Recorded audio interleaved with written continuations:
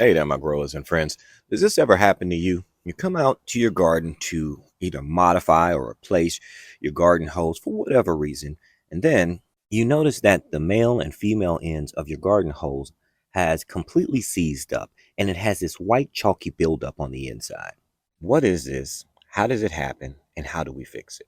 It's calcium deposits. Now, we see this often in our homes all the time, right? Sometimes we'll see it in our shower heads and so forth. We'll start to experience like a reduce in pressure. We'll start to see like a white chalky buildup on the shower heads. And this minor annoyance happens a lot in our different homes, depending on where you live. You know, you've heard the term hard water, right? That's what we're talking about when we're talking about hard water. It's those amounts of calcium, limestone, and sandstone that might be in your infrastructure. For instance, if you have like a natural aquifer, like when I lived in San Antonio, Texas. San Antonio, Texas has a natural aquifer system, and I can't tell you how many shower heads and how many coffee pots I went through the 7 years that I lived in San Antonio. Now, as far as how we fix this problem, there are commercial products that exist out there. For instance, like CLR, which stands for calcium, lime, and rust. That's the sole purpose of this whole entire product. Well, what if you have none of these products on hand? I'm about to show you a method using something that you probably have right in your kitchen cupboard, and that's going to be white vinegar. See, white vinegar is actually a mild form of acetic acid, and this acetic acid is exactly what we need to break down all of these calcium deposits inside our threads.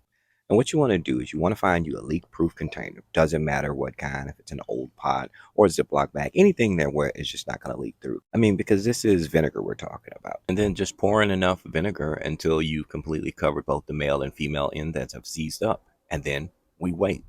Usually about 30 to 45 minutes, or sometimes up to an hour, depending on how bad it is. And now while we wait, let's talk about why this actually works. See, the mild form of acetic acid that we're using in our white vinegar, it's going to be breaking down those calcium deposits. And once it fully breaks everything down, then we'll be able to apply that mechanical force to it to free it up and allow it to move freely. And now, for those of you wondering, well, why didn't you just slap a wrench on it or grab a set of pliers or channel locks and apply some force? Reason being is by applying excess force to those threads. And when we're talking about the threads, we're talking about the external and internal threads of the actual device. You can actually end up tearing those threads up and stripping them out. And see, by tearing up those threads, you could either end up having to replace your whole entire hose system or irrigation system that you have set up in place, or another alternative is that you could end up having to replace those female and male ends that we were working on in the first place, which in turn can cost you more money. And now for those handy folks that I have here in the chat saying, well, why don't you just use some WD-40?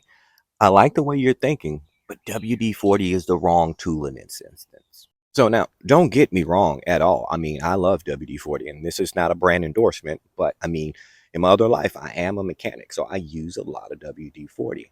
But the thing about WD-40, it's a water displacement solvent. And fun fact, the name WD-40, that's actually what it means. It means water displacement 40th formula. And now in all other instances, if I needed to break down rust or corrosion or needed to displace water, WD-40 would definitely be my go-to. But the only downside is that it's not going to be applicable in this situation because it's not going to break down that calcium that we need to free up these threads. All right, now because of the wonders of cinematography and movie magic, it has been about an hour, so let's go and check. And now, full disclosure, I did try out the green hose first. It's still a little seized up, so we're going to allow that one to sit a little bit longer. But the red hose, this one's good to go. And the tools I'm going to be using for this is just a simple crescent wrench along with just a basic pair of pliers. Now, I'm not going to cut this footage so that you can see in its full entirety how easily it just comes loose now that I've let this sit in the acetic acid, remember, or white vinegar, for an hour.